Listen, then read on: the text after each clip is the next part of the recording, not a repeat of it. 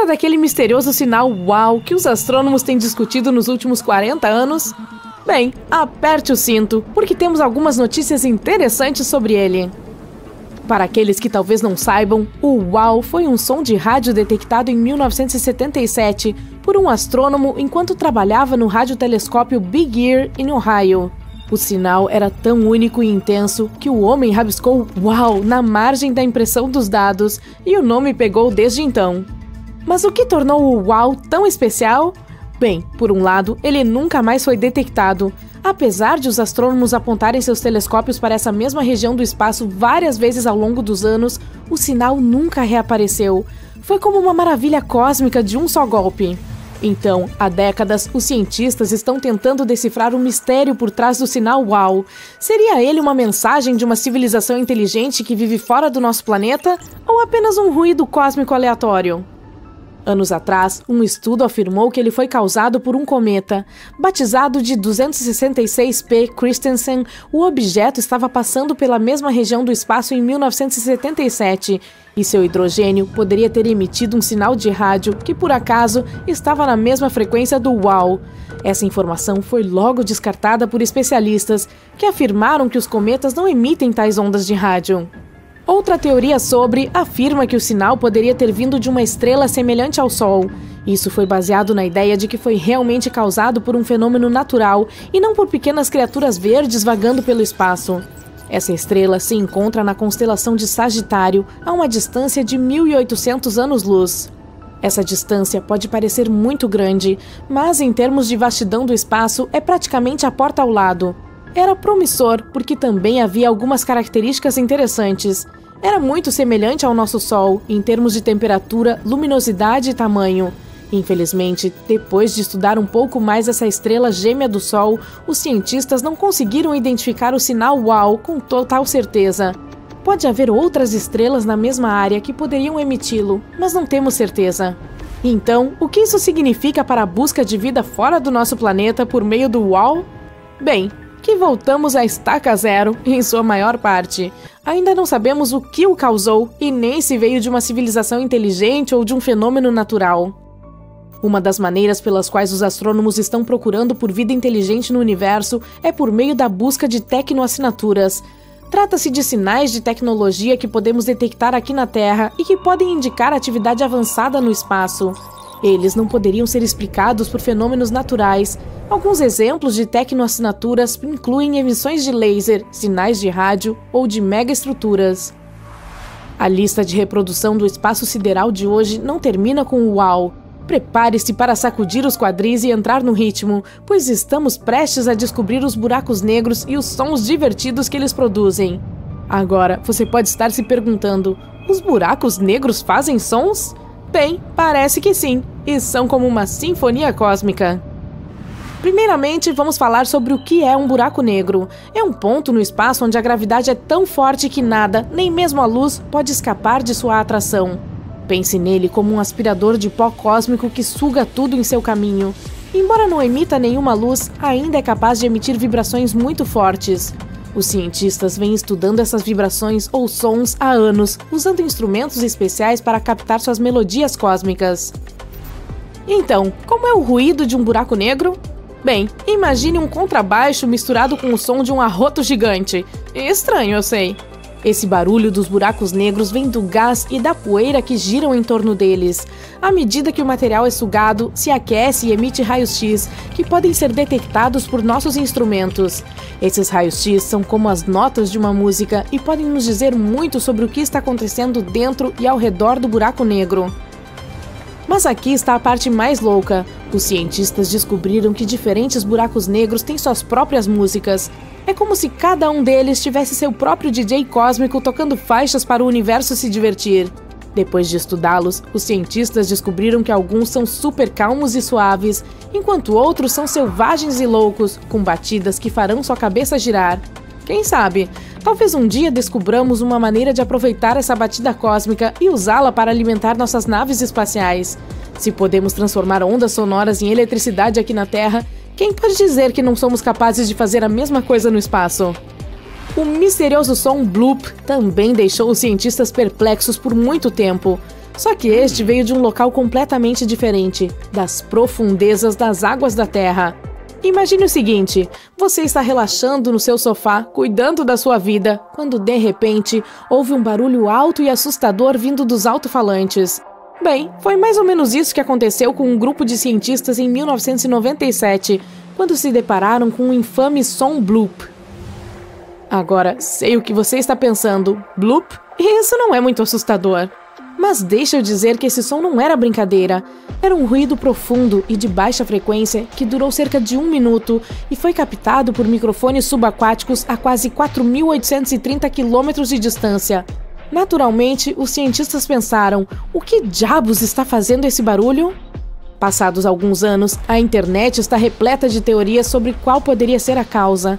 Algumas pessoas achavam que era um monstro marinho gigante, enquanto outras especulavam que era algum tipo de nave espacial de uma estranha civilização à espreita nas profundezas do oceano. E claro, alguns acreditavam que era apenas uma falha no equipamento de gravação. Apesar de toda a especulação, o mistério permaneceu sem solução por anos. Mas, em 2005, os cientistas finalmente revelaram o verdadeiro culpado por trás do som assustador. Na verdade, era apenas um iceberg. Quando os icebergs se desprendem das geleiras e flutuam no oceano, podem fazer alguns ruídos bem estranhos. E o bloop nada mais era do que o barulho de um iceberg rachando e se deslocando. O fato de agora sabermos a causa do bloop não significa que ele seja menos fascinante. É incrível que um som como esse possa viajar milhares de quilômetros e ainda ser audível. Além disso, a questão de os cientistas terem levado anos para descobrir a origem do som mostra o quanto ainda temos que aprender sobre o nosso planeta. Nenhuma lista de reprodução está completa sem uma música triste e de partir o coração. E por falar nisso, você já ouviu falar da baleia mais solitária do mundo? É uma história fascinante que começa em 1989, quando especialistas americanos estavam procurando por submarinos. Em vez de submarinos, porém, encontraram uma baleia que tinha uma voz aguda única, o que lhe rendeu o título de a mais solitária. Por que ela é chamada assim? Bem, a maioria das baleias azuis vocaliza em frequências entre 10 e 40 Hz, mas a voz dessa está em uma frequência de 52 Hz, que é uma nota grave para os ouvidos humanos. Como a voz é diferente das de outras da mesma espécie, alguns cientistas acreditavam que ela não conseguia se comunicar com elas.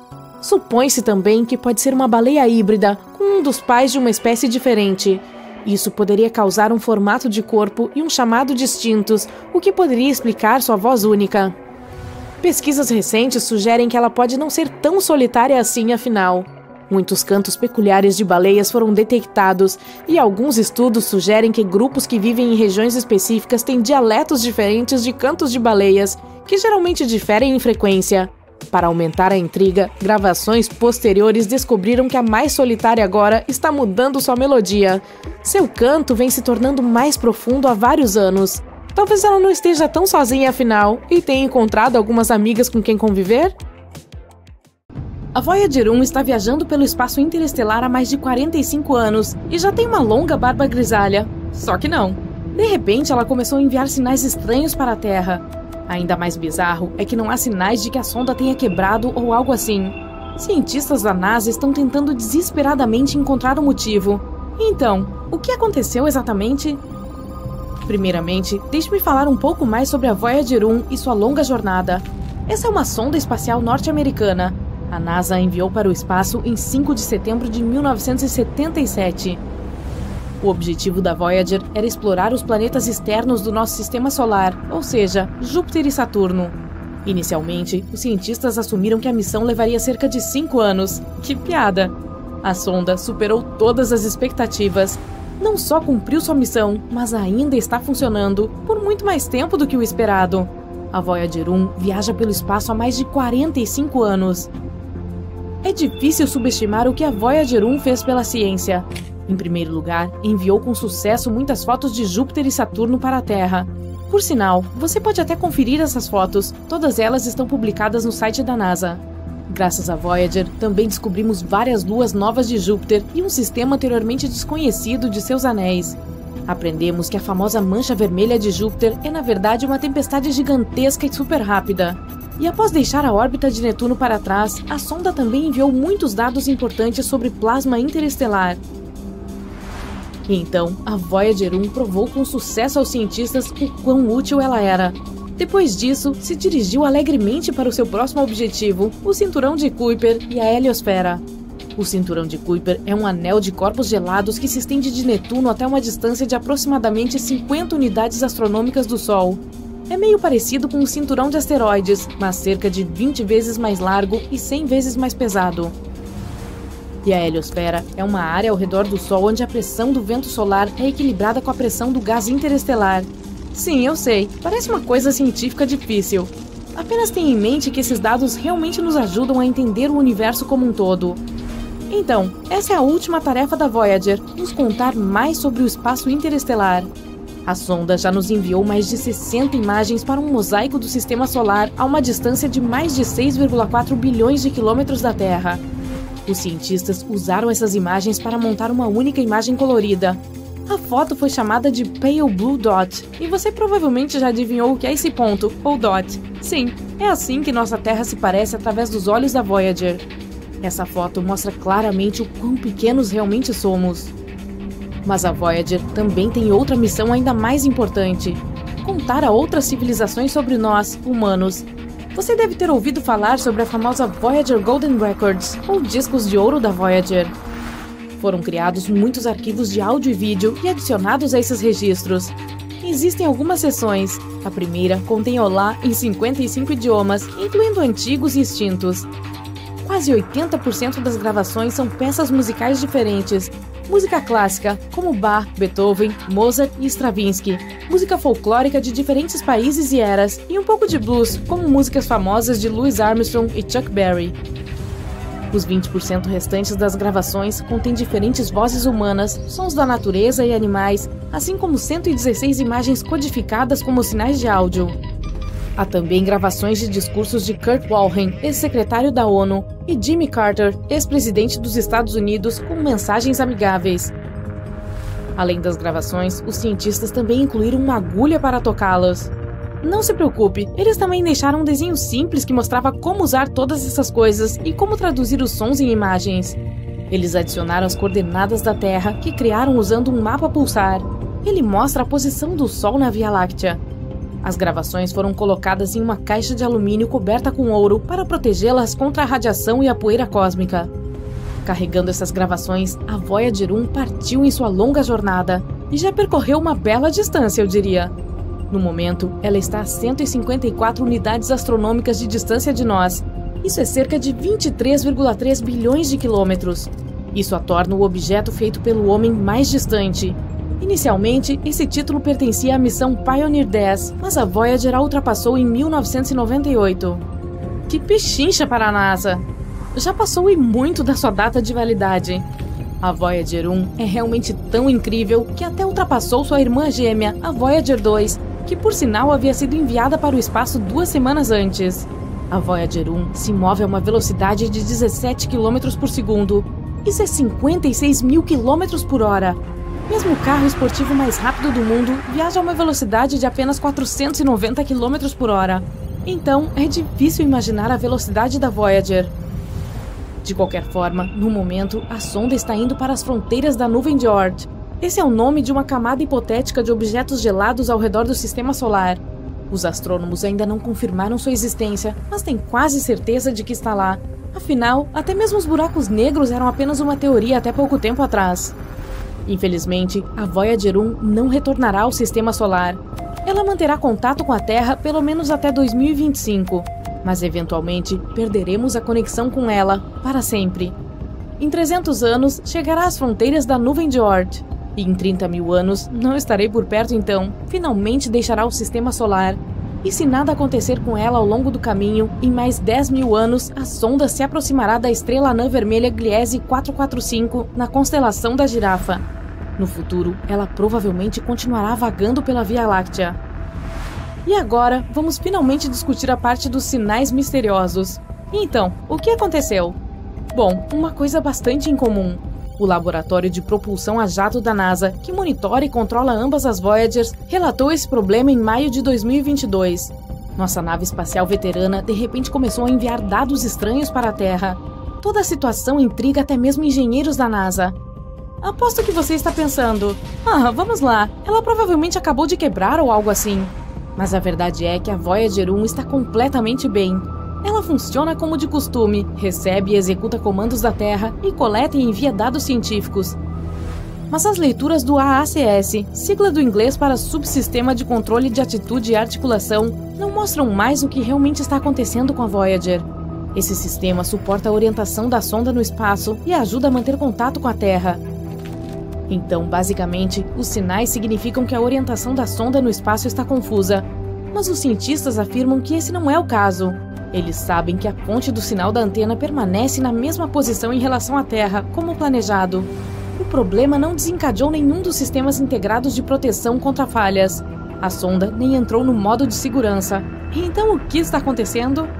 Suzanne Dodd, chefe do projeto, diz que o problema não é realmente tão inesperado.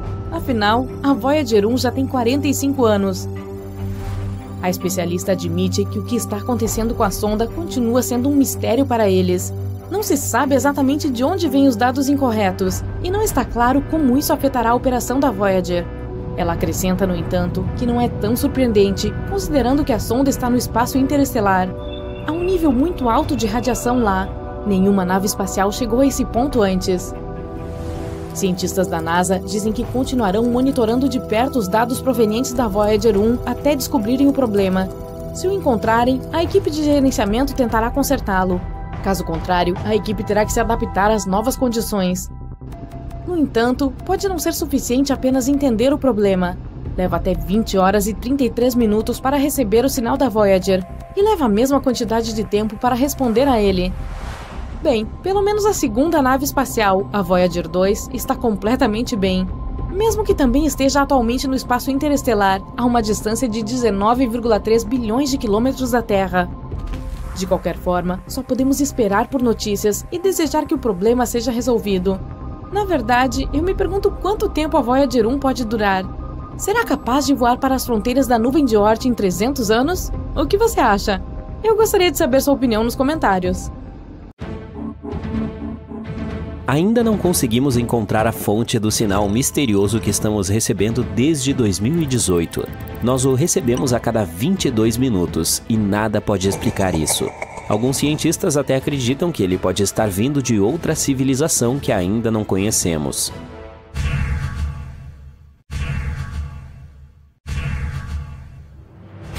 Esse estranho sinal de rádio não foi encontrado por um cientista em uma missão. Na verdade, ele foi descoberto por um estudante universitário que estava apenas fazendo um projeto regular para a escola. Tyrone O'Doherty, um estudante de graduação da Curtin University na Austrália, estava analisando dados antigos do céu do hemisfério sul. Ele estava procurando por sinais de rádio estranhos e intermitentes. Finalmente, ele se deparou com um de 18 anos que parecia disparar ondas de rádio em direção à Terra como um feixe de farol. Animado com a descoberta, Tyrone a compartilhou com sua mentora, a radioastrônoma Natasha Hurley Walker. Ela se dedicou a pesquisar esse sinal na esperança de uma descoberta. Mas apesar de verificar diferentes dados de frequência, eles chegaram a um beco sem saída. Mas então, Natasha percebeu um padrão. O sinal se repetia a cada 18 minutos. Isso era demais. Mas quando eles estavam se preparando para estudá-lo melhor, puf! O sinal desapareceu depois de apenas 3 meses, deixando-o sem nada. Sem desistir, Natasha e sua equipe examinaram os céus novamente, desesperados por uma pista. Meses se passaram, mas nada apareceu. Eles estavam prontos para desistir e, de repente, um novo sinal apareceu. Ele ficou piscando por 5 minutos, depois desapareceu, e voltou exatamente 22 minutos depois. A principal dúvida era se esse sinal estava relacionado a um sinal de 18 minutos. Para descobrir isso, Natasha voltou aos dados de rádio antigos daquela área. À medida que se aprofundavam, perceberam que sim, e esses sinais não são nada novos. Eles estão sendo enviados para a Terra há 35 anos. Em 1888, telescópios indianos e americanos os captaram, mas eles foram enterrados sob toneladas de outros dados. Essa foi uma ótima notícia para os exploradores espaciais, pois significava que agora eles poderiam calcular a distância desse objeto misterioso. Depois de fazer as contas, eles descobriram que ele estava incrivelmente longe, mesmo em uma escala espacial, a 15 mil anos-luz da Terra. Agora, a única coisa que faltava descobrir era o que exatamente era esse objeto. Walker e sua equipe começaram a compará-lo com todos os objetos emissores de rádio conhecidos. No entanto, sua origem continua sendo um mistério. Os sinais ainda aparecem a cada 22 minutos nas telas da NASA, sempre terminando com uma frustrante mensagem de correspondência não encontrada. Os cientistas o chamaram de J183910. Alguns acham que o sinal pode vir de alguns seres extraterrestres. Talvez seja o sinal que o SETI, a busca por inteligência extraterrestre, esteja esperando. Esse projeto vem trabalhando há mais de 50 anos, tentando encontrar qualquer evidência de vida além da Terra. Eles também escaneiam o céu em busca de ondas de rádio, pulsos de laser e outros sinais misteriosos. Portanto, talvez seja uma maneira de os extraterrestres comunicarem sua localização. Embora essa ideia possa parecer empolgante, precisamos ter cuidado ao tirar conclusões precipitadas. Primeiro, não temos provas sólidas para isso. Antes de qualquer evidência concreta, trata-se apenas de especulação. Além disso, há outras explicações mais plausíveis. O mais provável é que seja proveniente de um fenômeno natural, e há algumas teorias para isso. A primeira é a teoria do pulsar. Imagine uma estrela enorme no espaço, muito maior do que o nosso Sol. Às vezes, essas grandes estrelas terminam suas jornadas de vida em um evento espetacular chamado supernova. Quando isso acontece, o núcleo da estrela entra em colapso, tornando-se super compacto, como se você estivesse espremendo todo o material da estrela em um espaço minúsculo. Esse núcleo minúsculo e superdenso é chamado de estrela de nêutrons. Algumas dessas estrelas de nêutrons são muito especiais. Nós as chamamos de pulsares. Elas receberam esse nome porque parecem pulsar com energia, como um farol espacial. Esses pulsares têm campos magnéticos incrivelmente fortes, muito mais fortes do que os encontrados na Terra. Eles são como enormes ímãs no espaço. Por causa disso, eles disparam feixes de energia. Eles também estão girando muito rápido, de modo que esses feixes de energia parecem pulsar e se desligar à medida que giram. O estranho sinal que detectamos parece ter semelhanças com pulsares, mas não é bem assim. Os pulsares geralmente têm uma vida útil previsível e desaceleram com o tempo, acabando por interromper seus sinais de rádio.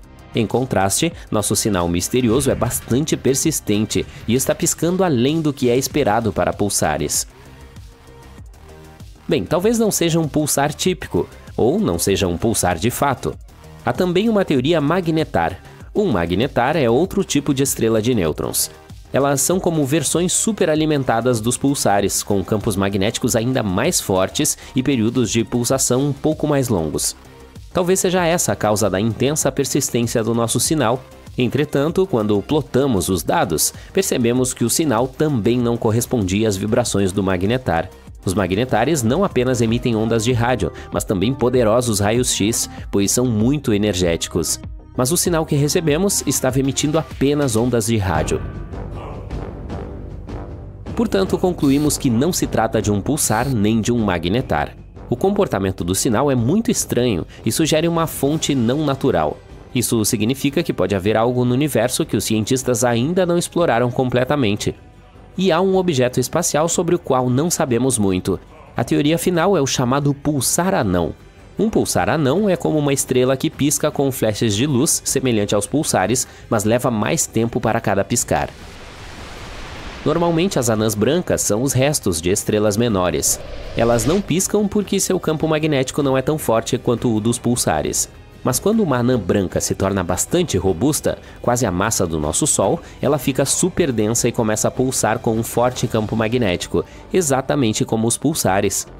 Elas têm uma peculiaridade interessante. As anãs brancas são feitas de elétrons e não de nêutrons como os pulsares. Quando esses elétrons carregados começam a dançar com o campo magnético, eles emitem flashes de luz periódicos que ocorrem a cada 100 ou 1000 segundos. Como você se lembra, nosso sinal tem um período de 22 minutos, 1320 segundos, um pouco mais longo do que os pulsares de anãs brancas comuns, mas está muito mais próximo da verdade. Até agora, essa parece ser a explicação mais plausível. Mas mesmo essa teoria ainda não está totalmente confirmada. Isso apenas mostra o quanto há no universo que ainda estamos descobrindo. Por exemplo, Fast Radio Bursts, outro tipo misterioso de sinal que estamos detectando. São como explosões rápidas e intensas de energia na forma de ondas de rádio. Elas têm 1 tonelada de energia. As FRBs são tão poderosas que às vezes podem ser mais brilhantes do que galáxias inteiras. Imagine só, elas liberam tanta energia em poucos milissegundos quanto o nosso Sol libera em 3 dias inteiros. Essas explosões ocorrem em todo o céu com frequências enormes, embora algumas tenham sido detectadas com frequências mais baixas. Todos os dias detectamos cerca de 10.000 FRBs aleatórias no céu. Algumas delas se repetem, mas a maioria acontece uma vez e desaparece para sempre. Infelizmente, a maioria delas dura apenas uma fração de segundo, e quando sua energia chega até nós, é 1000 vezes mais fraca do que o sinal de um telefone celular vindo da Lua. É por isso que, apesar de seu brilho, ainda há muito que não entendemos sobre esse assunto. Ainda estamos tentando descobrir o que causa essas FRBs. Elas podem ser provenientes de diferentes fontes, como os já mencionados magnetares, estrelas em colisão ou até mesmo galáxias em fusão ou anãs brancas. À medida que essas explosões viajam pelo espaço, elas captam informações sobre os ambientes cósmicos pelos quais passam, como nuvens de gás interestelares. No entanto, é muito improvável que as FRBs sejam mensagens de seres extraterrestres. Não apenas porque há milhares delas todos os dias em todo o céu, mas também porque sabemos que as fontes dessas explosões devem ser incrivelmente energéticas. Para isso, nossos vizinhos teriam que ter equipamentos mais fortes do que galáxias inteiras. Mas o ponto principal é que, embora todos esses sinais sejam fascinantes, ainda há muito que aprender sobre eles. Milhares de naves espaciais estranhas entram sorrateiramente no espaço aéreo terrestre. Elas descem ao nosso planeta e voam pelas cidades, causando enorme caos. De repente, a porta da maior nave se abre e uma estranha criatura sai. Ela tenta copiar nossa linguagem e diz que eles vieram de uma estrela distante, a Próxima Centauri. Algo assim pode acontecer porque os cientistas recentemente captaram um estranho sinal de rádio dessa estrela. A Próxima Centauri é a estrela mais próxima do nosso sistema solar. Fica a apenas 4,2 anos-luz de distância. Isso significa que um feixe de luz que se origina nessa estrela chega à Terra em 4,2 anos. Isso é também 270 mil vezes a distância da Terra ao Sol. A própria estrela Próxima Centauri é muito pálida para vermos a olho nu no céu noturno, mas seu sistema esconde um pequeno segredo. Vamos voar para lá e dar uma olhada mais de perto. Então, aqui está essa anã vermelha. É 7 vezes menor que o Sol e 8 vezes mais leve. A Próxima Centauri é 1,5 vezes maior que Júpiter e quase 150 vezes mais pesada. Mas o que estamos procurando está um pouco mais longe. Este é o Próxima Centauri B, um planeta semelhante à Terra. É apenas 10% maior que a Terra e está na zona habitável da estrela. É a distância perfeita, não muito longe e nem muito perto dela. Então, a temperatura também não é muito alta e nem muito baixa lá. A água, se existir naquele planeta, pode estar em estado líquido. E assim a vida pode sobreviver e evoluir lá. Talvez tenha se desenvolvido o suficiente para nos enviar o sinal que recebemos. Um sinal de rádio é basicamente ondas. Elas têm uma certa frequência e comprimento. E sempre podemos discernir um sinal artificial de um gerado naturalmente. O sinal que captamos do Próxima Centauri B tinha uma frequência de 982 MHz. O rádio comum que ouvimos na cozinha ou no carro capta sinais em torno de 100 MHz. É por isso que os cientistas concluíram que o sinal foi criado artificialmente. Esse tipo de sinal pode ser uma forma de comunicação entre os mundos desenvolvidos. Se essa é realmente uma mensagem de uma civilização do espaço sideral, devemos ser capazes de decodificá-la. Para isso, qualquer civilização deve usar o método mais simples de criptografia. Por exemplo, a Terra já enviou um sinal de rádio para o espaço. Foi a mensagem de Arecibo. Essa mensagem consiste em 1679 dígitos. É um retângulo de 23 por 73 quadrados que tem informações sobre nossa civilização codificadas usando um código binário. Na parte superior do retângulo há um sistema de números que usamos. Eles estão marcados em branco. Essa coisa roxa é a chave para ler a parte seguinte da mensagem. Os números atômicos dos elementos como hidrogênio, carbono, nitrogênio, oxigênio e fósforo estão codificados nessa chave. Estes são os elementos-chave que podem começar a vida. Se aqueles que receberem esse sinal puderem entender os números e a chave, poderão ler a próxima parte da mensagem. Essas coisas verdes são os blocos de construção da nossa cadeia de DNA. E bem na parte inferior está a própria cadeia de DNA. O retângulo branco indica o número de pares desses blocos de construção, e as espirais azuis mostram a forma de uma cadeia de DNA. E então vemos a própria silhueta humana. O objeto branco e azul à sua esquerda é um número codificado da nossa altura média. O ser humano em si é desenhado aqui nas extremidades da fita de DNA para que a civilização do espaço sideral possa entender como somos. E o retângulo branco à direita do esboço humano é o número da população da Terra no momento da mensagem. 4,2 milhões em 1974, quase metade do número que temos agora. A parte seguinte é um desenho do nosso sistema solar. O grande quadrado amarelo é o Sol. Então vem todos os planetas do nosso sistema, incluindo Plutão. Naquela época, costumava ser considerado um planeta. A Terra está um pouco deslocada aqui para que a civilização do espaço sideral possa entender de onde essa mensagem está vindo. E o último desenho é o observatório do qual esta mensagem foi enviada para o espaço. Esse sinal está agora a caminho do aglomerado estelar M13, a 25 mil anos-luz de distância da Terra. Então, não chegará lá por mais 25 mil anos. E precisaremos de outros 25 mil para obter uma resposta se realmente houver alguém do outro lado que possa receber o sinal. Se o sinal da Próxima Centauri também for uma mensagem, precisaremos de tempo para decodificar. Então, vamos usar a nossa máquina de computação superpoderosa e esperar pelo resultado. Mas esse não é o primeiro sinal misterioso que já captamos na Terra. Os cientistas gravaram um sinal de uau incomum em 1977. Eles supunham que tenha vindo de algum lugar na constelação de Sagitário. O telescópio captou o sinal desconhecido por impressionantes 72 segundos. Mais tarde, um cientista que olhou para a impressão do sinal concluiu que era um sinal artificial. Ele escreveu uau na impressão como sua reação. As observações e estudos que se seguiram não conseguiram captar esse sinal novamente. Algumas teorias disseram que esse sinal veio de uma nave espacial celestial voando. Ela voou para longe e não conseguimos mais detectar o sinal. Mas muito provavelmente esse sinal foi criado na Terra. Foi direcionado para cima, mas refletido em um objeto em alta altitude. Poderia ter sido um avião, um satélite ou detritos espaciais orbitando nosso planeta. E assim, esse sinal foi captado pelo telescópio.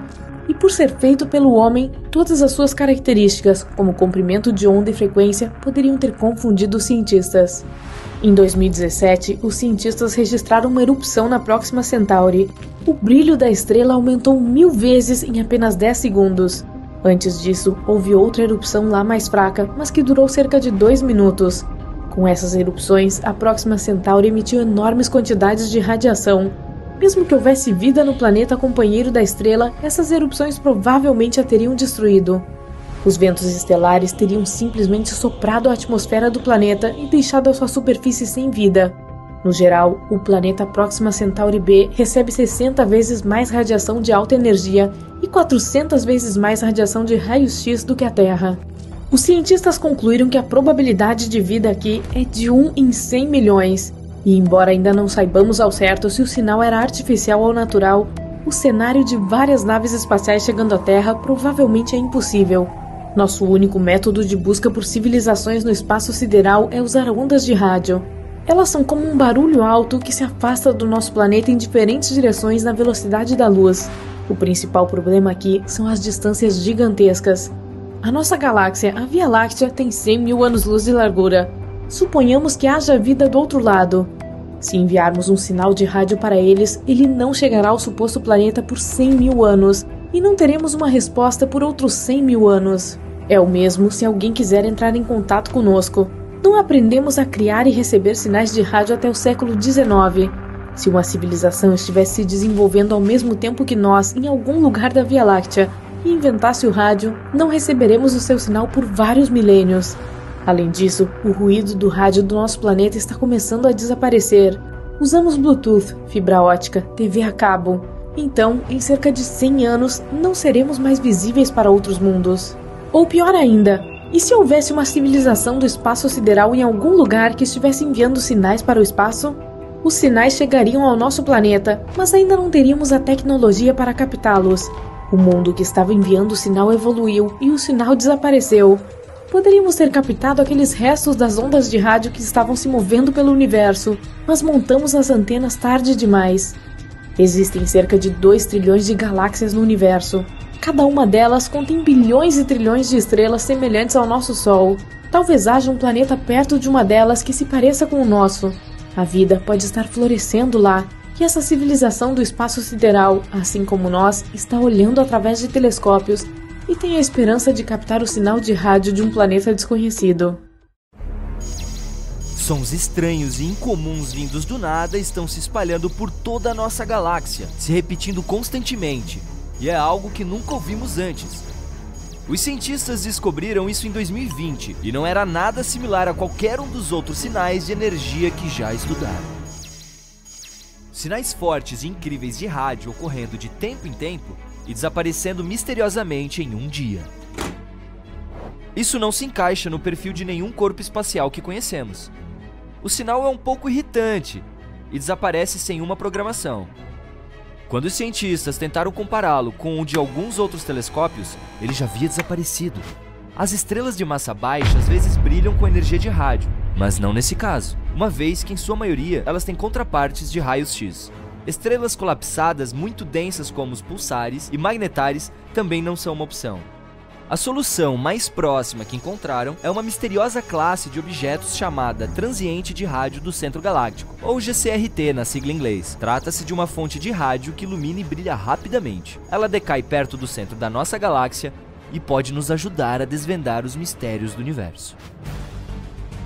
Se você tivesse um carro voador que pudesse subir a velocidade de 95 km/h, só precisaria de 1 hora para chegar até o espaço. A Lua está um pouco mais distante, 400 mil quilômetros, que é cerca de 10 vezes a circunferência do nosso planeta. Isso significa que uma viagem até lá seria como dar uma volta ao redor do globo e fazer isso 10 vezes direto, que levaria menos de 6 meses. Uma jornada a Plutão demoraria mais de 800 anos. O Próxima b é o vizinho mais próximo semelhante à Terra que temos. É um pequeno mundo rochoso que orbita o vizinho estelar mais próximo do nosso Sol. Ele faz sua jornada ao redor da zona habitável da estrela, uma área que está longe o suficiente de qualquer estrela para ter condições moderadas, nem muito fria nem muito quente para que a água líquida exista, pelo menos hipoteticamente. Se você tentasse viajar para Próxima b a 40.200 km/h, que é a velocidade dos foguetes lunares Apollo, levaria mais de 112 mil anos para chegar lá. E pode não conseguir respirar ali. Ninguém sabe se há atmosfera ali. Os humanos exploram o universo o tempo todo, mas só podemos ver cerca de 5% da matéria lá em cima. E Albert Einstein foi o primeiro a perceber que o espaço vazio não é realmente nada. O resto que não conseguimos observar é na verdade composto de 27% matéria invisível, também conhecida como matéria escura, combinada com 68% de algo chamado energia escura. Se você tentar despejar água no espaço, é claro, fora de uma espaçonave, ela imediatamente irá ferver ou evaporar. Isso ocorre porque não existe ar ou pressão dele no espaço. À medida que a pressão atmosférica diminui, a temperatura normalmente necessária para ferver a água também cai. Tendo isso em mente, a fervura é muito mais rápida no topo de uma montanha do que, por exemplo, ao nível do mar. Não há pressão de ar no espaço, então isso acontece a uma temperatura muito baixa. Os cientistas acreditam que existem pelo menos alguns bilhões de galáxias por aí. Não sabemos o número real e provavelmente nunca saberemos, mas eles tentaram calcular contando quantas galáxias podemos ver em uma área bem pequena e restrita do céu. Pode parecer que o universo era cheio de estrelas e alguns planetas aqui e ali, mas nossa galáxia tem pelo menos 100 bilhões de planetas.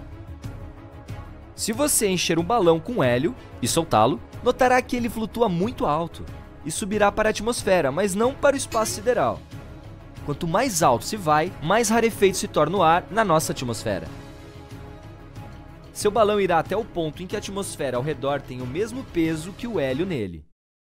Isso acontecerá aproximadamente a uma altura de 32 km acima da superfície, então esse será o ponto máximo do balão. Não sabemos realmente qual a grandeza do universo. Não conseguimos ver suas bordas, nem sabemos se ele as tem.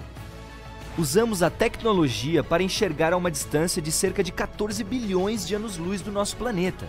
Isso significa que podemos ver cerca de 28 bilhões de anos-luz de diâmetro, começando com a camada mais externa da nossa atmosfera, que termina a cerca de 960 quilômetros acima da superfície terrestre, embora o tamanho do universo esteja mudando constantemente e fique maior com o tempo.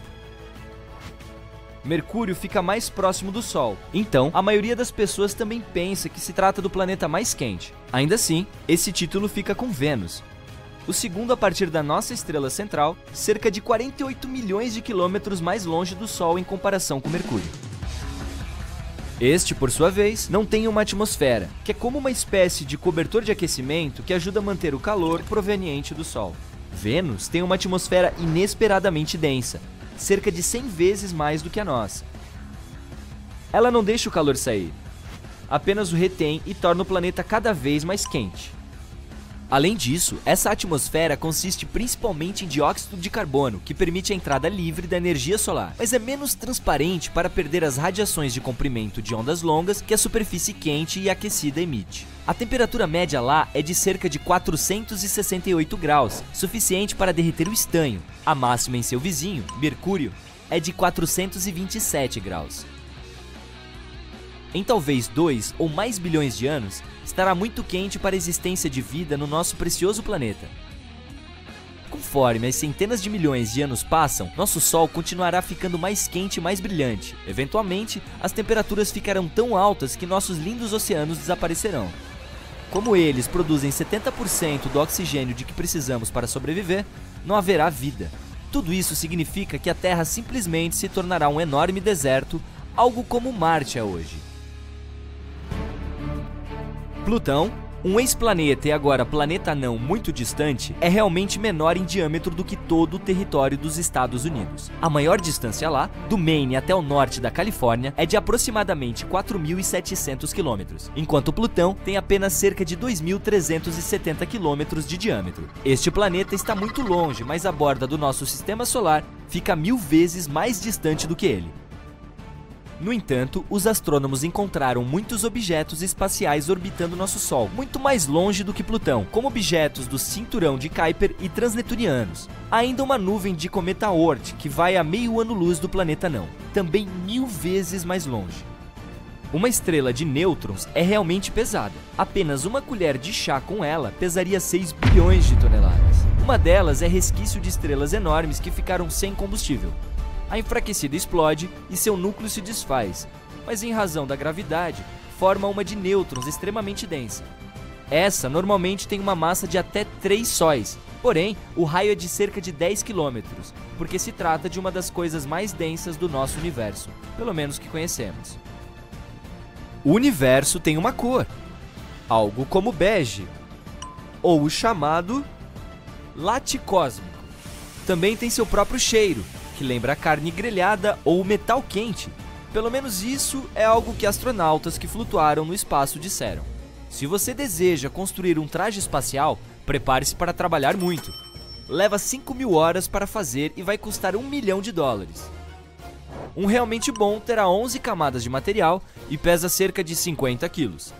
E precisa ser confortável. Você precisará de mais espaço dentro dele, pois cresce até 5 centímetros quando está em órbita.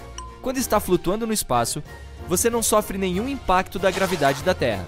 É por isso que as vértebras da sua coluna podem se expandir e relaxar um pouco, o que significa que você ficará 3% mais alto. Para 1,80 m, por exemplo, são cerca de 5 centímetros a mais. Não se preocupe, isso não é permanente. Assim que voltar para a Terra, irá encolher de volta ao seu tamanho normal em alguns meses. O espaço não é a melhor opção se você quiser conversar com seu amigo. Porque lá em cima, na verdade, o som não viaja. As moléculas estão tão distantes que as vibrações sonoras não conseguem alcançá-las, o que significa automaticamente que não são capazes de vibrar, e assim não conseguimos ouvi-las. Os filmes não são claros quanto a isso. Ninguém conseguiria ouvi-lo gritando no espaço também. Nós meio que vivemos dentro do nosso Sol, que não é apenas aquela bola de luz grande e quente localizada a 150 milhões de quilômetros de distância de nós. A atmosfera externa é muito maior, se estende muito além da superfície que podemos ver. A órbita do nosso planeta passa por essa tênue atmosfera. A evidência é quando rajadas de vento solar geram as luzes do sul e do norte. Isso significa que, de alguma forma, vivemos dentro da estrela. Não apenas nós, outros planetas também, incluindo o distante Netuno. A heliosfera, que é o que chamamos de atmosfera solar externa, se estende por cerca de 16 bilhões de quilômetros. Ei, acorde rápido! Ouça isso! É um sinal de FM de 5 segundos vindo de uma das luas de Júpiter. Você corre para o seu telefone e informa seus colegas. Eles surtam com as notícias e correm para o laboratório. Você é cientista e trabalha com a sonda Juno, explorando Júpiter há anos. Mas esta é a primeira vez que testemunha algo tão incomum. Ganymedes é a maior lua de Júpiter e a maior do nosso sistema solar. Se esse corpo espacial não orbitasse ao redor de Júpiter, seria classificado como um planeta, ainda maior que Mercúrio e Plutão. O que faz esta lua se destacar entre as outras é o fato de ter seu próprio campo magnético. Ganymedes nasceu há cerca de 4 bilhões e meio de anos. Isso significa que é tão antiga quanto Júpiter. Com o tamanho de um planeta, leva 7 dias terrestres para orbitar o seu. Todos se reúnem no laboratório, esperando pacientemente que você toque a gravação do sinal que vem do espaço. Seus colegas começam a tentar descobrir qual a origem desse som misterioso. Cerca de 40% da superfície de Ganymedes é escura, com crateras espalhadas ao redor, e 60% é clara. Existem informações que provavelmente foram causadas por atividade tectônica ou liberação de água vinda debaixo da superfície. Os cientistas conseguiram descobrir uma fina camada de oxigênio presa na atmosfera da Lua. As temperaturas lá são extremamente baixas, entre menos 110 e menos 130 graus. Não há muitas informações sobre como a Lua se comporta ou quais elementos químicos se escondem em seu interior. Alguns dos seus colegas tentam criar as mesmas condições que existiam quando o som foi transmitido. Por horas, eles ficam sentados esperando, mas nada. Talvez tenha sido um acaso. Você chega ao sistema de controle e ativa a espaçonave Juno. O ponto principal dessa missão é observar a gravidade de Júpiter, os campos magnéticos, a atmosfera e a evolução do planeta. A propósito, também há algumas evidências de que a maior lua de Júpiter também está evoluindo. Por ter um campo magnético ao seu redor, auroras surgem o tempo todo. Elas são gases brilhantes circulando os polos norte e sul do satélite. Se existisse vida num lugar assim, provavelmente estaria no fundo do oceano extremamente salgado de Ganymedes. Por muito tempo, os cientistas pensaram que o Sol era um componente crucial para o início da vida. Mas agora sabemos que existem organismos que vivem nas profundezas dos oceanos e passam muito bem sem luz solar. Os oceanos no nosso planeta estão colaborando com algumas das criaturas mais bizarras de todas as formas e tamanhos. Os lírios do mar vivem a cerca de 3.000 metros abaixo d'água. Eles têm esse nome porque se parecem com flores, porém não são plantas e sim animais. Não se deixe enganar pelos caules e folhas, que são partes do corpo equipadas com terminações nervosas para detectar comida ao redor. Os tubarões duendes são provavelmente alguns dos tubarões de aparência mais esquisita que vivem no fundo do oceano. Eles podem crescer até 3,5 metros de comprimento e têm um focinho muito incomum. Agora olhe para o tamboril. Ele tem uma bolha bioluminescente na cabeça para atrair a presa e navegar pelo fundo do oceano escuro. É como uma lanterna natural que nunca precisa de pilhas novas. No entanto, apenas as fêmeas são equipadas com ela. O peixe-bolha é outro animal bizarro que vive lá embaixo.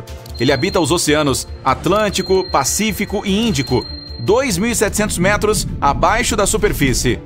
De qualquer forma, mesmo que você tenha pedido a todos que mantivessem a notícia confidencial, de alguma forma ela vazou para a mídia e se tornou a mais nova tendência. Você recebe uma ligação de uma emissora de notícias. Eles dizem que querem entrevistá-lo sobre essa descoberta que pode provar que existe vida no espaço sideral. No dia seguinte, vai até a emissora para falar sobre a sua descoberta. Há todo um público no estúdio observando ao vivo cada movimento seu, enquanto você estende a mão para pegar seu copo d'água. A equipe se apressa em fazer alguns ajustes de última hora antes de entrar no ar ao vivo. O maquiador dá algumas pinceladas finais. O engenheiro de som lhe pede para testar seu microfone mais uma vez. Vários dos produtores estão sentados nos assentos da frente. Luzes brilhantes estão inundando o estúdio. A contagem regressiva começa. 3, 2, 1 e... O anfitrião o apresenta e lhe pede para explicar o que ouviu. Você conta sobre a sonda espacial Juno orbitando Júpiter. Depois de algumas perguntas, o anfitrião finalmente faz a pergunta mais temida. Será que o som misterioso está vindo de outra civilização? Todos se inclinam esperando sua resposta. Você congela sem saber o que dizer. Mesmo que a pressão esmagadora no fundo do oceano seja 1000 vezes mais forte do que ao nível do mar, ainda existe vida lá. As algas, consideradas uma iguaria no mundo oceânico, estão fora do menu das criaturas do fundo do mar devido à falta de luz solar. Em vez disso, muitos desses habitantes das profundezas têm que comer as sobras que chegam lá das camadas superiores do oceano. As temperaturas congelantes e a pressão intensa alteraram as células dessas criaturas. Isso as tornou mais resistentes do que os peixes comuns. As bactérias estavam desenvolvendo suas próprias formas de sobrevivência. Estudos mostram que elas se alimentam de certos gases e produtos químicos, como o enxofre e dióxido de carbono. O metano e o hidrogênio são liberados quando as placas tectônicas se movem umas contra as outras, e algumas dessas bactérias se alimentam desses gases também. Os tardígrados, também conhecidos como ursos d'água, são criaturas microscópicas que podem viver e se desenvolver em condições extremas. Você pode encontrá-los em vulcões, geleiras congeladas e até mesmo no vazio do espaço, o que significa que algumas formas de vida podem realmente existir em Ganimedes. Você explica isso para o seu público. Em seguida menciona que não tem informações suficientes para determinar se foi outra civilização ou um fenômeno natural que produziu o som. Isso não significa que o fundo dos oceanos gelados de Ganimedes não esteja colaborando com suas próprias criaturas bizarras e estranhas. Pode haver algumas bestas lendárias como o Kraken ou o Leviatã lá, ou um estranho peixe brilhante com 2 cabeças, ou ainda com tentáculos e uma grande barbatana, caranguejos gigantes. As bactérias podem ser tão variadas quanto as nossas. As plantas, se houver, precisam ser fortes o suficiente para sobreviver a temperaturas abaixo de 0. Os animais da maior lua de Júpiter podem ser tão grandes quanto nossas baleias azuis, ou tão minúsculos quanto o plâncton. Após a entrevista, você volta ao laboratório para examinar as gravações mais uma vez. No caminho para casa, vê cartazes com sua imagem e legendas como "Não estamos sós?" Ei, você se tornou uma celebridade. Muitas pessoas tiram fotos suas. Outras emissoras o chamam para dar mais entrevistas. Algumas revistas científicas até querem colocá-lo na capa como a pessoa do ano. Cada vez que vai para o trabalho, espera que o som apareça novamente, mas nada. Você envia um sinal da sonda Juno, tentando fazer algum tipo de contato com o que quer que produza o som, nada. Naquela noite apaga na sua mesa mais uma vez. Um momento eureka o acorda no meio da noite. Pode ser que tenha algo que você tenha perdido? Então, faz os cálculos novamente e percebe que a resposta estava na sua frente o tempo todo. Não foi outra civilização que produziu o som. A fonte foram os elétrons. Cada planeta produz seu próprio som. Ele se forma quando partículas carregadas do vento solar e da magnetosfera do planeta interagem umas com as outras. Foi o que aconteceu em Ganimedes. Os elétrons no seu campo magnético, onde a sonda captou o sinal, estavam agindo de forma mais estranha do que o normal. E isso amplificou algumas frequências irregulares. Você fica constrangido e passa o resto da noite dando telefonemas, contando as novidades para sua equipe. A emissora que o entrevistou divulga um comunicado. Eles explicam que outras civilizações não estão tentando nos contatar. Você se recosta em sua mesa, esperando a próxima grande coisa acontecer. Europa é outra das luas de Júpiter que pode ter vida. Ela é formada por um núcleo de ferro, um manto e um oceano salgado, com o dobro do volume de todos os oceanos da Terra. E assim como Ganimedes, o oceano se encontra sobre uma crosta de gelo de água. Os cientistas afirmam que pode até haver vulcões ativos lá. E algumas bactérias existentes podem viver ali também.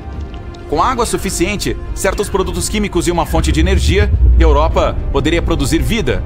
Mas é improvável que encontremos algo além de minúsculos micróbios.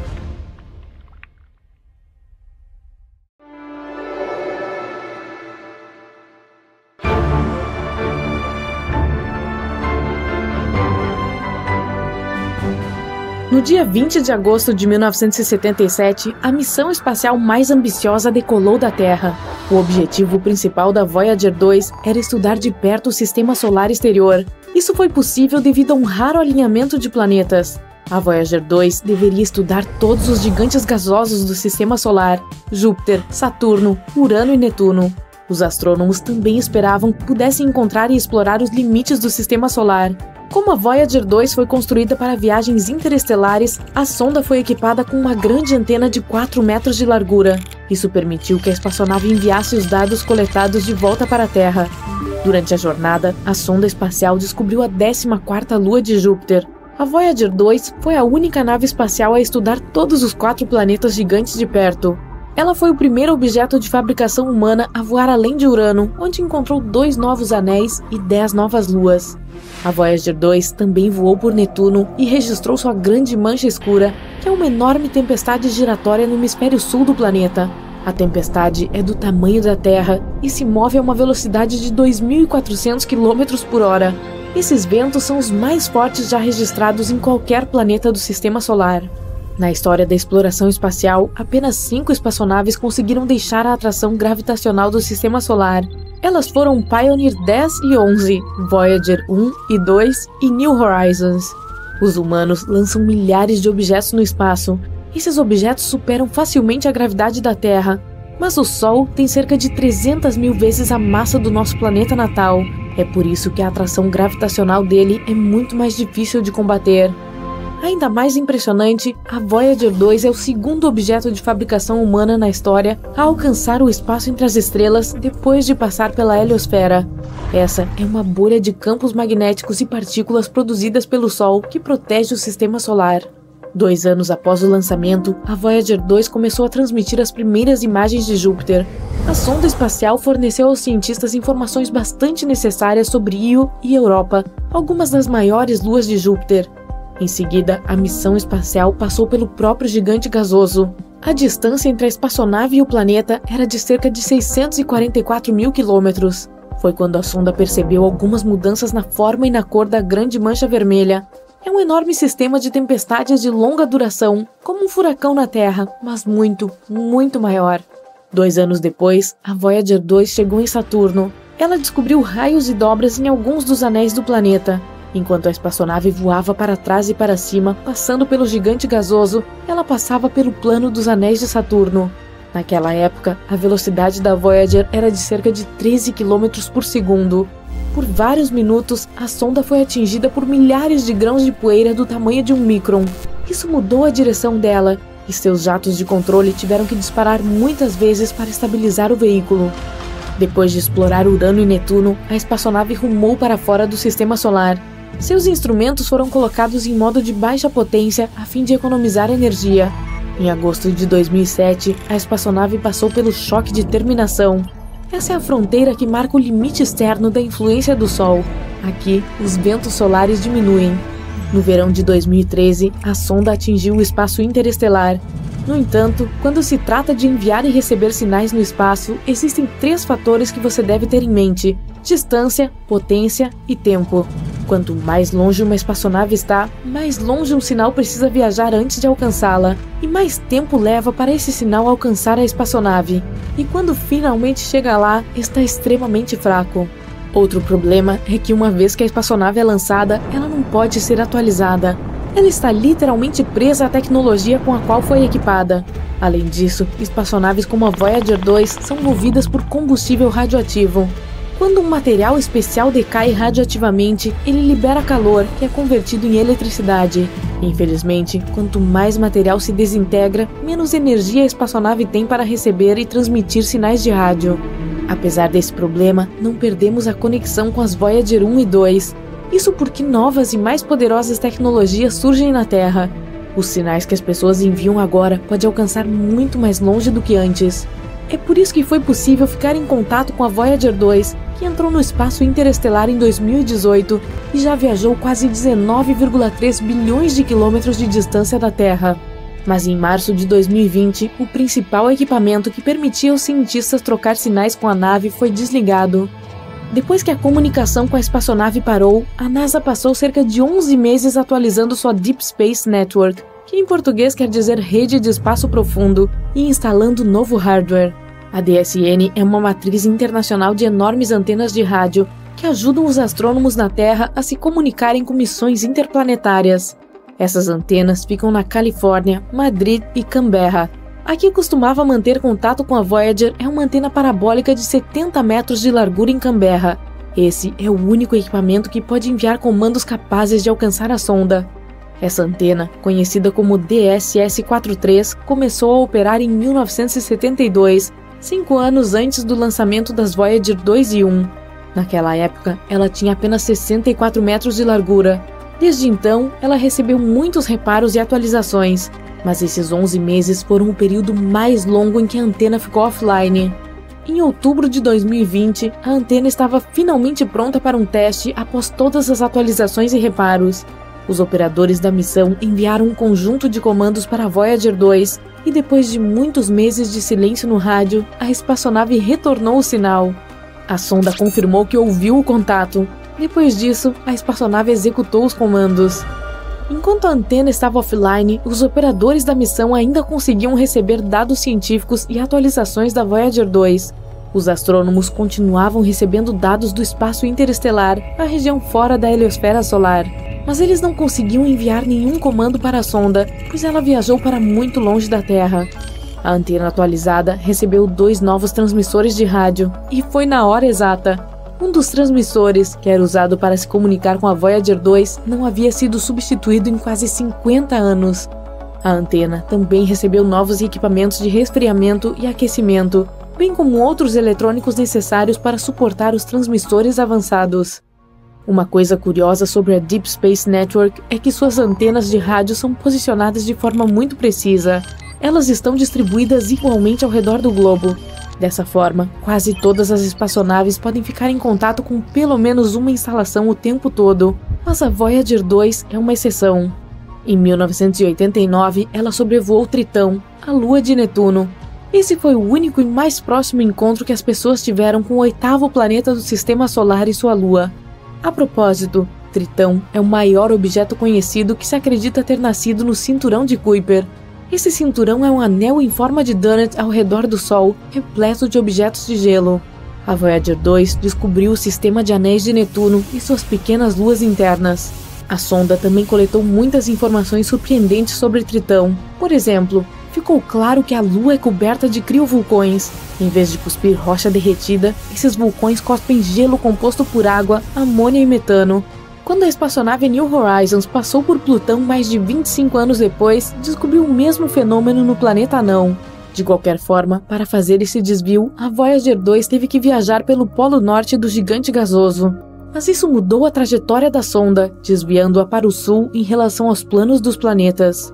Desde então, a Voyager 2 tem se movido nessa direção. E agora, a espaçonave está tão longe que está fora do alcance das antenas de rádio no hemisfério norte, aquelas em Madrid, na Califórnia. Isso torna a DSS-43, localizada no hemisfério sul, a única antena poderosa o suficiente para transmitir a frequência certa para enviar comandos para a Voyager 2. A Voyager 1, a gêmea da sonda de viagem rápida, não mudou sua trajetória. Depois de passar por Saturno, tomou um caminho diferente. É por isso que agora ela pode se comunicar facilmente com as 2 instalações no hemisfério norte. A atualização pela qual o complexo de comunicação de espaço profundo de Canberra passou também pode beneficiar outras missões espaciais. Por exemplo, o astromóvel Mars Perseverance, que pousou no planeta vermelho em 18 de fevereiro de 2021. A antena também será crucial para explorar outros planetas e a Lua. Todos os planetas do Sistema Solar estão lentamente se alinhando. Mercúrio, Vênus, Terra, Marte, Júpiter, Saturno e Netuno estão prestes a formar uma linha reta. Este evento, chamado de Desfile de Planetas, ocorre uma vez a cada 176 anos. A última vez que isso aconteceu foi há quase 40 anos. E foi uma ótima chance de explorar todos eles de uma só vez. Em 20 de agosto de 1977, milhares de pessoas se reuniram do lado de fora do Centro Espacial Kennedy da NASA. Elas foram testemunhar o lançamento da missão espacial mais ambiciosa e distante da história. 5, 4, 3, 2, 1, partiu! O foguete Titan decolou da Terra e deixou a atmosfera. Assim que chegou ao espaço sideral, lançou a sonda Voyager 2, que começou sua jornada. Ela consistia em um ônibus de meio metro de altura e quase 2 metros de largura. Além disso, havia uma antena redonda de 3,5 metros de largura. A maior parte do equipamento científico foi montada em uma lança que se estendia 2,5 metros para fora. Em 5 de setembro de 1977, a Voyager 1, uma sonda espacial idêntica, partiu de nosso planeta e nos enviou fotos da Terra e da Lua. Logo, ultrapassou a Voyager 2, lançada 2 semanas antes. É por isso que a segunda sonda tem o número 1 em seu nome. E assim começou sua jornada pelo espaço escuro. 5 de março de 1979, a cerca de 4 distâncias Terra-Sol do nosso planeta. A Voyager 1 se aproximou de Júpiter e preparou seu equipamento científico para explorar o planeta. A sonda tinha vários equipamentos, incluindo um sistema de 2 câmeras com lentes teleobjetivas e grande-angulares. Dessa maneira, poderia tirar fotos completas, assim como em close-up, de lugares específicos do planeta e seus satélites. A sonda também tinha um sistema de radiociência para determinar a composição atmosférica, o peso e os campos gravitacionais dos planetas que encontrasse. Espectrômetros infravermelhos e ultravioletas podem ajudar a medir a radiação e a temperatura invisíveis ao olho humano. Vários sensores foram usados para examinar os raios cósmicos. A Voyager 1 foi a primeira a encontrar vulcões fora da Terra. Eles estavam no satélite de Júpiter, Io, onde há dezenas de vulcões ativos que constantemente expelem lava. Em seguida, a sonda apontou suas câmeras para a grande mancha vermelha. Foi assim que as pessoas aprenderam que era uma tempestade gigante, semelhante a um ciclone, que não parou durante toda a história das observações de Júpiter. Foi também a primeira vez que raios foram detectados fora do nosso planeta natal. E no espectro invisível, a Voyager 1 notou que Io agia como um gerador elétrico para Júpiter. Íons, que são partículas carregadas, voavam constantemente em direção ao gigante gasoso. Esta corrente elétrica era de 5 milhões de amperes. Logo, a Voyager 1 continuou sua jornada. 5 meses depois, a Voyager 2 também se aproximou de Júpiter, que tem anéis ao redor. No entanto, eles não são como os de Saturno. Os de Júpiter consistem principalmente de poeira. Quando os satélites rochosos do planeta colidiram, se transformaram em pequenos detritos. Gradualmente, se transformaram em poeira fina. Então, a Voyager 2 se aproximou da Europa. Esta lua está completamente coberta por uma crosta de gelo, e abaixo dela pode haver um oceano líquido onde é capaz de existir vida. A Voyager 2 foi a primeira a capturar as rachaduras na crosta de gelo desse satélite natural. Enquanto voava perto de Io, a Voyager 2 descobriu que 6 vulcões em sua superfície ainda estavam em erupção. Isso significava que os períodos de atividade deles poderiam durar meses. Ambas as sondas espaciais circularam o gigante gasoso várias vezes e depois foram mais adiante no espaço. Tal manobra gravitacional permitiu que ganhassem mais velocidade e economizassem combustível para a viagem. Em 9 de novembro de 1980, a Voyager 1 já havia viajado 8 distâncias Terra-Sol desde a partida. Então chegou a Saturno e descobriu 3 novos satélites do gigante gasoso: Atlas, Prometeu e Pandora. Isso provou a teoria de que essas foram as luas que mantiveram os anéis do planeta alinhados. Também descobriu-se que, ao contrário dos de Júpiter, os anéis de Saturno também continham gelo. A Voyager 1 deu uma conferida em Titã, o maior satélite de Saturno, que é 50% maior que a nossa Lua e tem até uma atmosfera. É o único lugar no Sistema Solar, além da Terra, onde é provado que a água líquida existe. É por isso que os cientistas não negam a possibilidade de vida lá. Então, na hora de outra manobra de gravidade. A sonda mais uma vez se afastou da órbita do planeta. Desta vez estava mirando para cima em relação à linha do desfile dos planetas. Quase um ano depois, a Voyager 2 chegou lá. Ela fez um sobrevoo em vários satélites gelados de Saturno. Supostamente, há muito tempo, essas luas colidiram e retiraram enormes pedaços de gelo e rocha um do outro. Esses detritos orbitaram Saturno, colidiram e lentamente desmoronaram em poeira, consistindo de gelo e rocha. Foi assim que nasceram os famosos anéis de Saturno. Outra manobra de gravidade e a Voyager 2 partiu para o próximo gigante gasoso. 5 anos depois, chegou ao seu destino a 17 distâncias Terra-Sol do nosso planeta. Pela primeira vez, um objeto feito pelo homem se aproximou de Urano. A Voyager 2 descobriu 11 novas luas ali. Também descobriu que Urano era o planeta mais frio do Sistema Solar. Sua temperatura é de menos 213 graus. Isso é 4 vezes mais frio do que a temperatura no Polo Sul. Naquela época, a rede de espaço profundo estava sendo testada na Terra pela primeira vez. É uma rede de radiotelescópios em todo o planeta. Eles miram em certos pontos do céu para estabelecer comunicação com objetos extremamente distantes. Esses telescópios têm recebido com sucesso sinais das Voyagers 1 e 2. 25 de agosto de 1989. A Voyager 2 já havia percorrido 23 distâncias Terra-Sol e chegou a Netuno. Foi a primeira vez que as pessoas receberam imagens tão próximas desse planeta azul.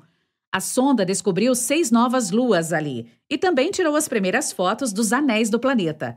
Os engenheiros desligaram as câmeras do objeto espacial para poupar energia e poder usar o seu computador principal e os instrumentos que mediram o vento solar e interestelar.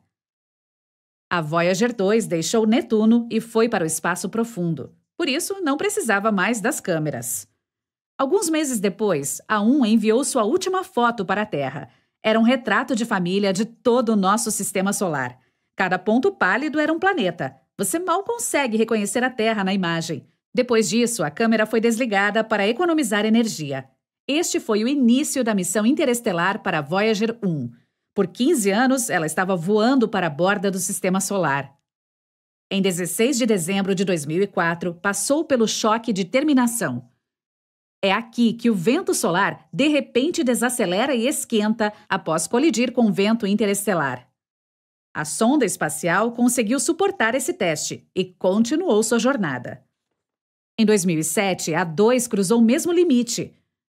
Nesse ponto, os sensores registraram uma temperatura de cerca de 130 graus, mas a sonda conseguiu resistir a isso e continuou sua jornada pelo cosmos escuro. Ambas as Voyagers se moveram pelo espaço interestelar em direções diferentes e descobriram que a heliosfera, essa bolha de vento solar, não é perfeitamente redonda, parece mais com um ovo. 25 de agosto de 2012, a Voyager 1 se tornou o primeiro objeto feito pelo homem a entrar no espaço interestelar. Agora também é o mais distante da história humana. Em 5 de novembro de 2018, a 2 também deixou o sistema solar. As duas sondas continuaram sua jornada para o espaço profundo. No momento, as Voyagers estão operacionais há 44 anos. A 1 percorreu 153 distâncias Terra-Sol e está avançando a mais de 61 mil quilômetros por hora. Em cerca de 300 anos, as duas chegarão à nuvem de Oort. Essa é uma região hipotética ao redor do sistema solar, com nada além de asteroides e blocos de gelo. Os cientistas acreditam que podem atingir as estrelas mais próximas nos próximos 40 mil anos. Talvez um dia entrem nesses sistemas estelares e explorem mundos desconhecidos. Pode haver planetas ali que se pareçam com os nossos. As sondas podem até encontrar uma civilização inteligente lá. Por este motivo, cada Voyager carrega um disco de ouro com uma mensagem. Existem 115 imagens. Entre elas estão nossos sistemas numéricos, um mapa do sistema solar e imagens dos planetas, diagramas de DNA humano, retratos de pessoas e paisagens da Terra. Há também saudações em 55 línguas, incluindo a mais antiga e mais nova delas. E ainda 90 minutos de música de todos os cantos do nosso planeta. As Voyagers ainda carregam um dispositivo para reproduzir esses sons. Se outra civilização se apossar desse disco, seus cientistas podem decodificar os dados passo a passo. Então, essa civilização pode decidir nos fazer uma visita amigável. No entanto, terá que repetir a jornada heróica das Voyagers. Dezenas de anos-luz através do espaço escuro.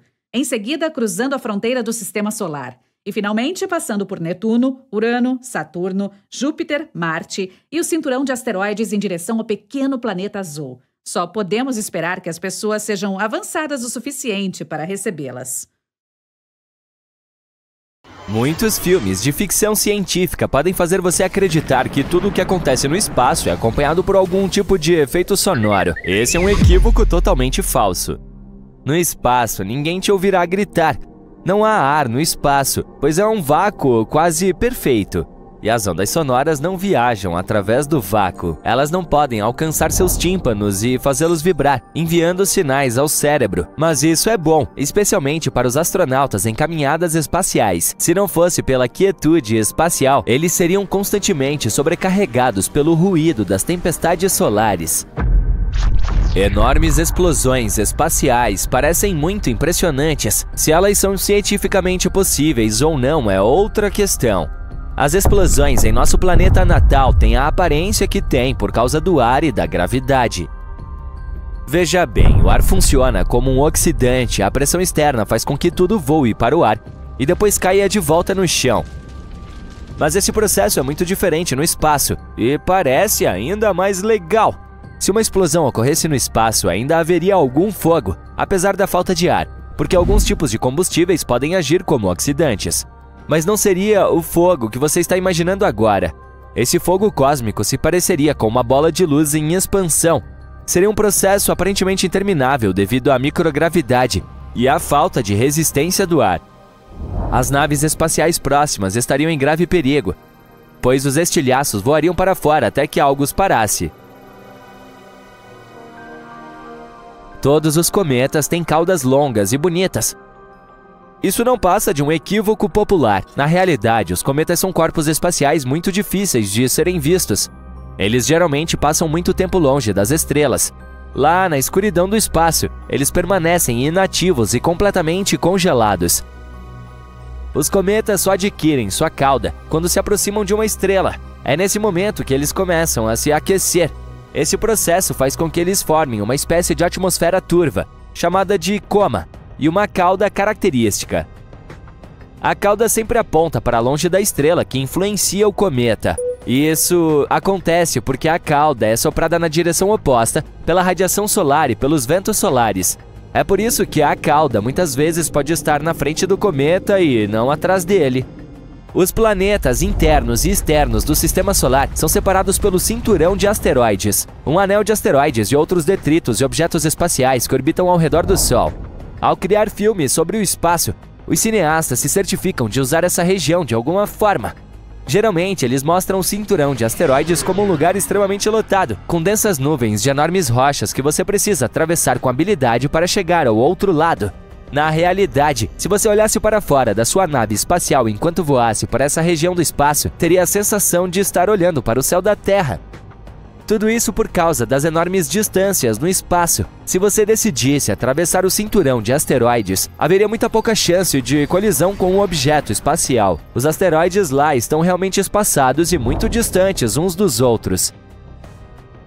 Dizem que os buracos negros são aspiradores de pó cósmicos gigantes e assustadores, mas na realidade, os buracos negros são mais parecidos com armadilhas para moscas. Eles não procuram coisas para mastigar, em vez disso, ficam parados lá fora de forma bastante passiva. Somente quando uma estrela ou qualquer outro objeto se aproxima demais é que o buraco negro entra em ação. Mesmo assim, somente os corpos espaciais que cruzam uma determinada fronteira são despedaçados. De fato, os buracos negros não são diferentes de qualquer outro corpo celeste, pois sua atração é diretamente proporcional à sua massa. Eles não podem engolir nada maior do que seu tamanho permite. Mesmo que o nosso Sol fosse de alguma forma substituído por um buraco negro tão maciço quanto ele, nada mudaria para a Terra ou qualquer outro planeta do Sistema Solar. Gravitacionalmente falando, é claro. As batalhas espaciais nos filmes geralmente envolvem o uso de lasers. Mas se você fosse ver essa luta de perto, provavelmente ficaria desapontado. O fato é que não seria como nada nos filmes.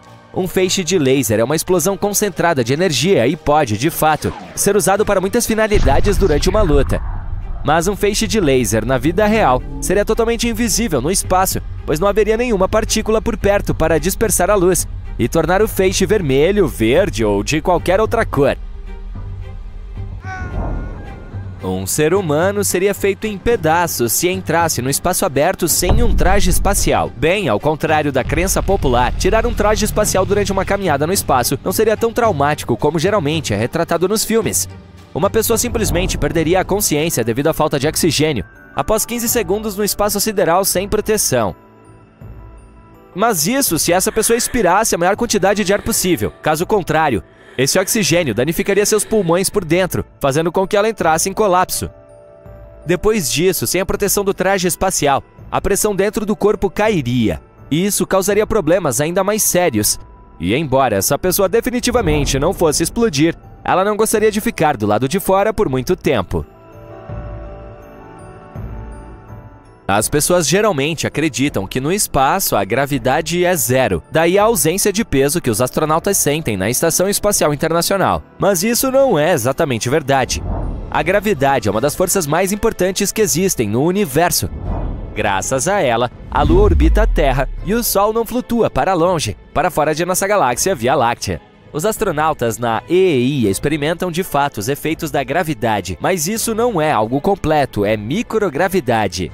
A gravidade na estação espacial é apenas 10% mais fraca do que a sentida na superfície da Terra.